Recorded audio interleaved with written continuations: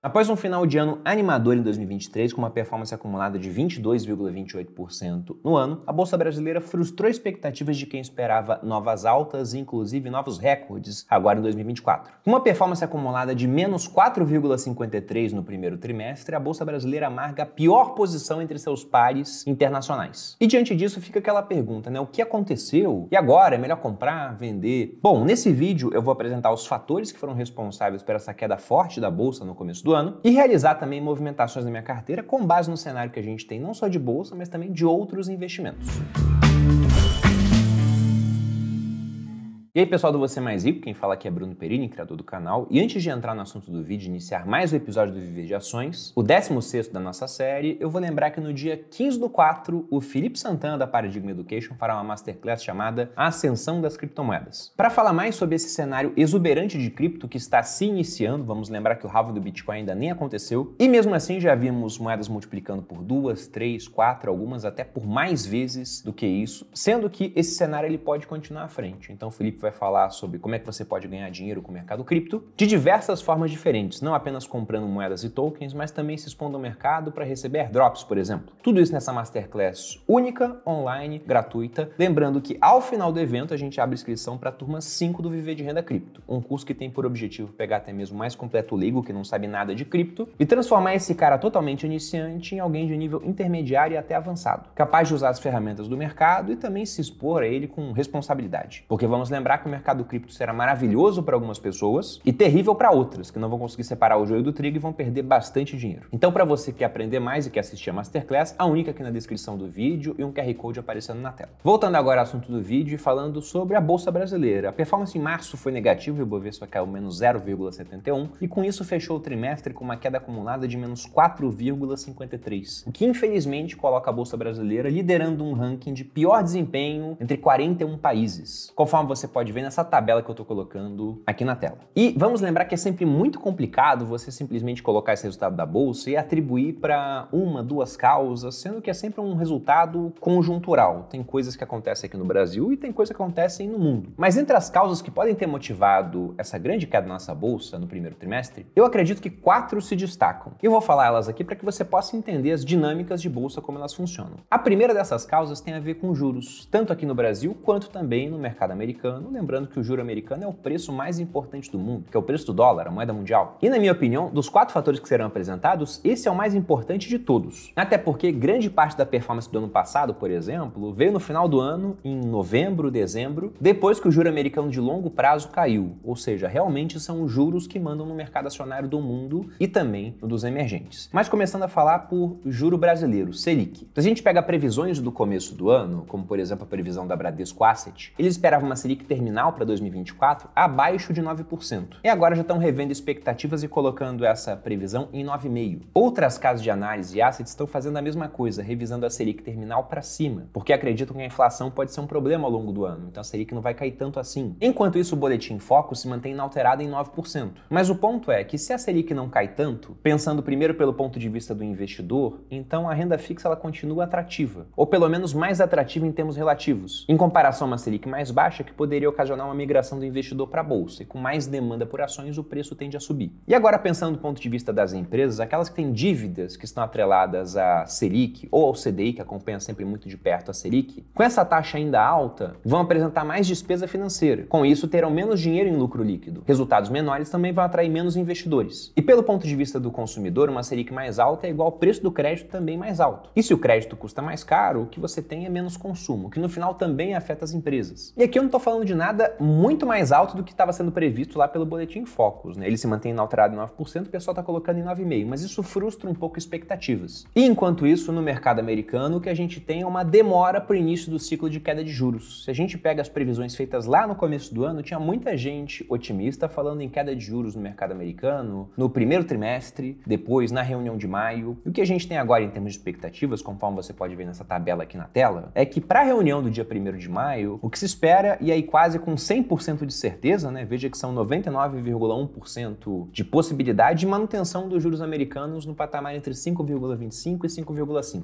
Aqui eu falo dos juros de curto prazo, a Fed Funds Rate. E quando nós teremos o começo da queda? 62,3% pensam que na reunião de 12 de junho, ou seja, ainda no primeiro semestre. Só que se a gente volta para dados anteriores, as previsões disso eram muito mais confiantes de que iriam acontecer em junho, até antes, de modo que pode ser que venha atrasar e fique para julho, sim. E quanto mais atrasa, menos queda de juros a gente deve ter ao longo do ano de 2024. E se o mercado americano ele continua com juros altos, pagando bem para quem compra títulos públicos do país que é o mais seguro do mundo, porque afinal de contas, qual é a chance dele não te pagar se ele vai te pagar em dólares e é dono da máquina de imprimir dólares? É muito baixa. De modo que esse juro alto acaba funcionando como um imã de capital, atraindo capital de outras partes do mundo, inclusive capital que iria para ser investido em países emergentes, como o Brasil. Esse fator ele pode estar relacionado até com um segundo ponto que nós colocaremos aqui, que foi a forte saída de investidores estrangeiros da nossa bolsa. Conforme o gráfico que eu estou colocando aqui na tela, feito pelo pessoal da Genial, vocês podem ver que em 2023 a gente teve uma entrada grande de capital estrangeiro, de 44,9 bilhões. Sendo que disso, boa parte veio no final do ano, onde também ficou concentrada boa parte da performance do Ibovespa ano passado. Até outubro estava rendendo algo como 3%. Pegando novembro e dezembro, fechou nos 22 que a gente viu em 2023. E aí, não coincidentemente, por conta da entrada de capital estrangeiro comprando ações. E nesse ano, o que temos até agora é uma saída de mais de 20 bilhões. Pelo gráfico da Genial, 23,5. Em algumas matérias saiu 22 bi no primeiro trimestre, então varia um pouco, mas é mais de 20 bilhões. E aí pensem o seguinte, né? Quando esse investidor estrangeiro vai sair, ele vende as ações. Com ele vendendo e pouca gente querendo comprar, os preços caem. Ele ainda troca esses reais por dólares para levar embora, o que pressiona a cotação do dólar contra o real. E por que ele está fazendo isso? Um dos motivos, como eu disse, é a questão dos juros americanos. Os juros de curto prazo continuam altos, entre 5,25 e 5,5, e os juros de longo prazo também voltaram a subir, de modo que você pode comprar um título público que vai vencer daqui a 10 anos, pagando uma taxa atrativa. Lá no final do ano passado, quando a gente teve muito fluxo de capital estrangeiro para cá, eles estavam pagando 3,8. Nesse momento que eu gravo o vídeo, um título público de 10 anos do mercado americano, pré-fixado, está pagando 4,36 de taxa. Então vejo que ele está meio ponto percentual mais atrativo. E isso pode parecer pouco, né? Mas é meio ponto percentual a mais em dólar durante 10 anos com a garantia soberana dos Estados Unidos. Então isso acaba atraindo capital. Mas é bem verdade que não é o único motivo. O quarto motivo aqui também apresenta um pouco do porquê o investidor estrangeiro está saindo do nosso mercado. Talvez nem tão pouco assim. Pode ser mais responsável, né? É um fator ainda relevante. Mas antes disso, há mais um ponto a ser considerado, que é o fato de que o Brasil ele é visto por muitos investidores internacionais como um proxy de China. Ou seja, somos um país que é um beta de China. Se China vai bem, a gente tenderia a ir melhor. Se China vai mal, a gente iria pior. Isso pensando em termos de mercado, não em termos de PIB, porque a China cresce muito mais do que o Brasil. Para esse ano, mesmo com crise na China, o que eles querem de crescimento é 5% de PIB, a mesma meta do ano passado. Só que a China não está bem. E esse impacto negativo na economia chinesa, ele impacta algumas empresas de uma forma mais direta aqui no Brasil, como por exemplo Vale, mas de modo geral toda a economia brasileira, porque a China é nosso principal parceiro comercial. Então se a China cresce menos, se ela tem mais problemas, pode ter menos capital para comprar do Brasil. Hoje, China sozinha compra mais do Brasil do que Estados Unidos e vários países europeus somados. E como já foi comentado aqui em vídeos anteriores, a China passa por um problema no seu setor imobiliário de construção civil, que é responsável por uma boa parte do PIB, e não vai conseguir trocar isso do dia para a noite e resolver essa crise, que pode inclusive virar uma crise bancária de maiores proporções. E se a construção civil está mal, eles vão importar menos minério de ferro aqui do Brasil. E com essa falta de demanda, a gente tem impacto no preço do minério de maneira internacional, colocando um gráfico aqui na tela, veja que ele está caindo 28%, e também nas ações da Vale, a maior exportadora de minério de ferro do mundo, com grande peso no índice Bovespa, que nesse ano até o momento, como você pode ver na tela, está caindo quase 20%.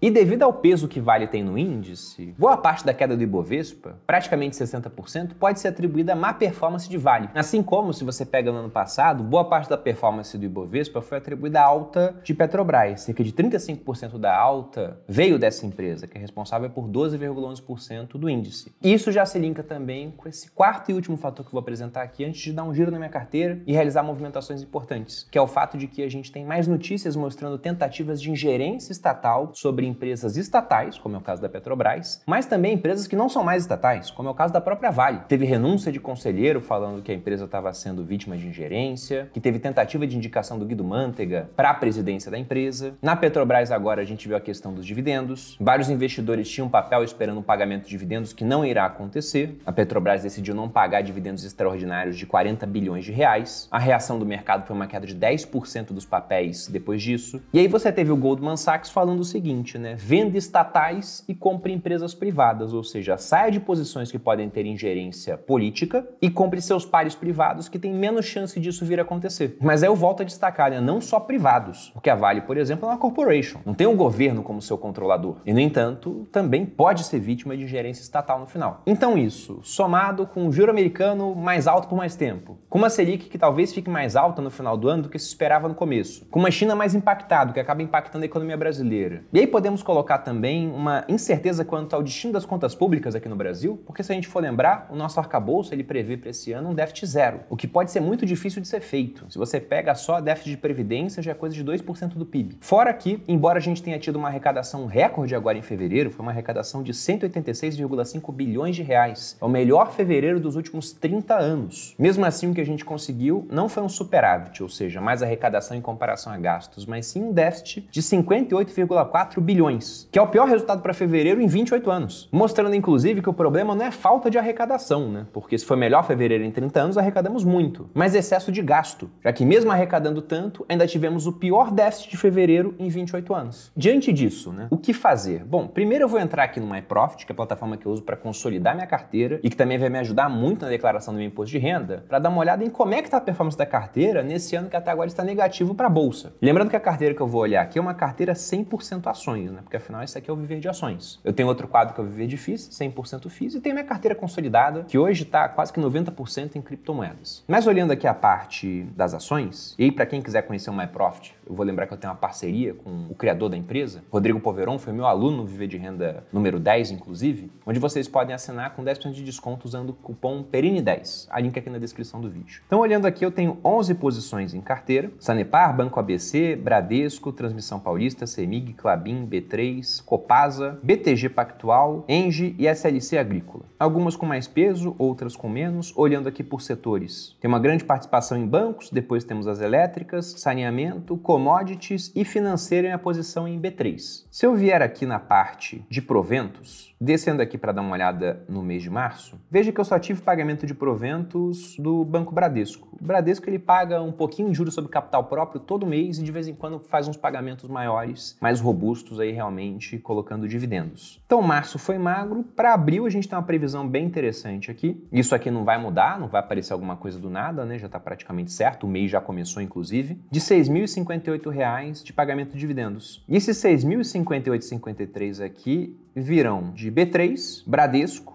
e a maior parte de Transmissão Paulista, que é uma boa pagadora de dividendos, né? A gente tem algumas aqui na carteira. Se eu vier aqui na aba da posição detalhada, eu vejo as posições da minha carteira, sem contar a parte de ganho de dividendos, coloquei aqui pelo ganho, de modo que o que eu estou vendo é o preço atual em relação ao meu preço médio. Então isso aqui não mostra o resultado final da carteira. A próxima tela vai mostrar porque soma com dividendo. Mas o que a gente observa aqui é que das 11 posições que eu tenho em carteira, 3 estão apresentando prejuízo no momento, sendo que a de maior prejuízo é B3. Quase 17%. Depois tem BTG, que tem menos tempo de carteira também, está caindo 5%, e a gente está caindo 1%. O restante está me dando lucro, pelo menos em termos nominais, né? Aí tem que ver também com pagamento de dividendo. Algumas pagam muito dividendo. Mas essa posição em B3 aqui, ela tem me incomodado. E muita gente simplesmente olharia isso e pensaria, não, vou comprar mais B3. Mas se a gente for nos indicadores de B3, eu não posso falar que B3 é uma empresa barata. Veja aqui, por exemplo, que o preço-lucro dela está acima de 15, ela é negociada a um preço EBITDA acima de 10. Ela tem um belo ROI de 20,8%, mas vamos lembrar que o ROI é a rentabilidade sobre o patrimônio líquido. E eu não estou comprando a empresa pelo preço do seu patrimônio líquido. Estou pagando mais de 3 vezes o patrimônio líquido, de modo que esse ROI aqui vai cair para uns 6%.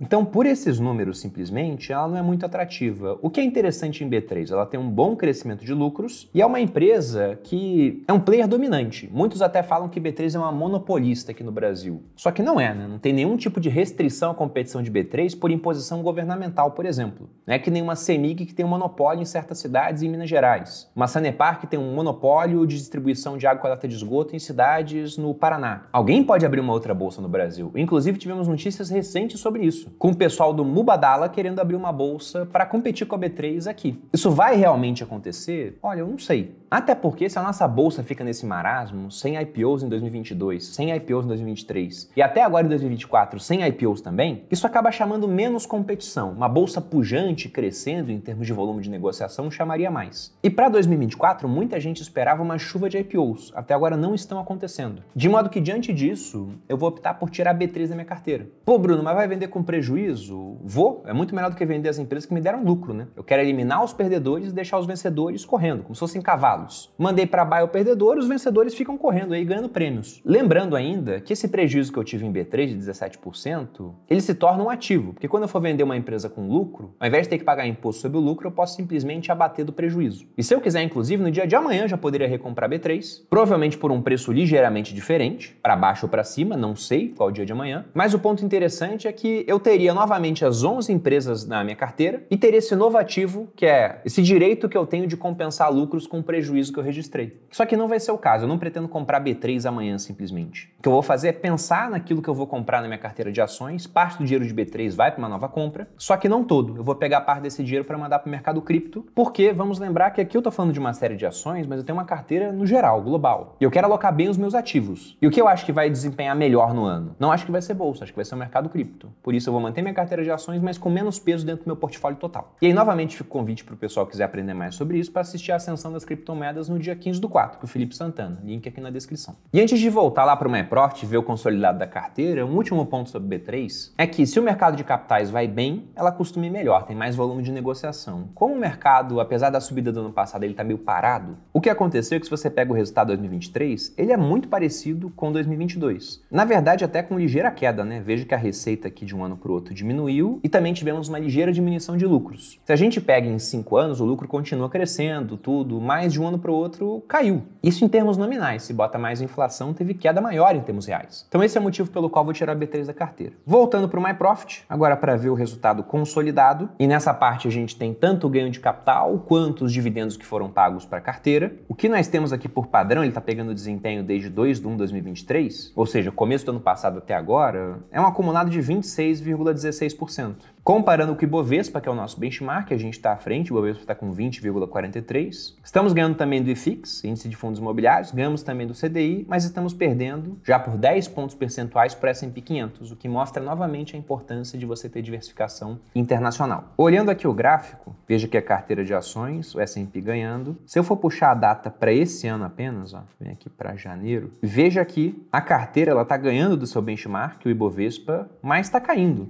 2,91%, enquanto o Ibovespa está caindo 3,08%. E como o ano não está bom para a Bolsa de Valores, a gente está perdendo, né, Ibovespa e carteira para o CDI e para o IFIX. Além também do S&P, né, que está ganhando de tudo agora nesse começo de ano, exceto criptomoedas. Inclusive, vou voltar o gráfico aqui para o começo do ano passado e vou vir no personalizar e colocar Bitcoin. Vamos ver como é que fica. Todo mundo aqui embaixo e o Bitcoin lá em cima. E aí, antes de fazer a movimentação, o último ponto, né? Vamos lembrar do seguinte, o meu objetivo com as ações aqui, nessa carteira, é quando o Ibovespa sobe, eu quero subir mais, o que eu consegui ao longo do ano passado, e quando ele cai, eu quero cair menos. O que está acontecendo nesse momento, até porque grande parte da queda veio de Vale, eu não tenho Vale em carteira. E aí vamos ver se eu consigo manter essa conduta ao longo do tempo. E para fechar agora, eu só vou entrar no Home Broker e vou vender a posição em B3. Aí no próximo episódio eu mostro para vocês a alocação desse recurso. Já estou logado aqui no Home Broker da Corretora Rico, aqui está acontecendo negociação de B3, 1177, 1178, eu vou vender minha posição lá pelo MyProfit de 5.100 ações. Não sei se vai executar tudo agora. Botei a 1177, vou ter que baixar, ela está caindo agora, vou botar 1174.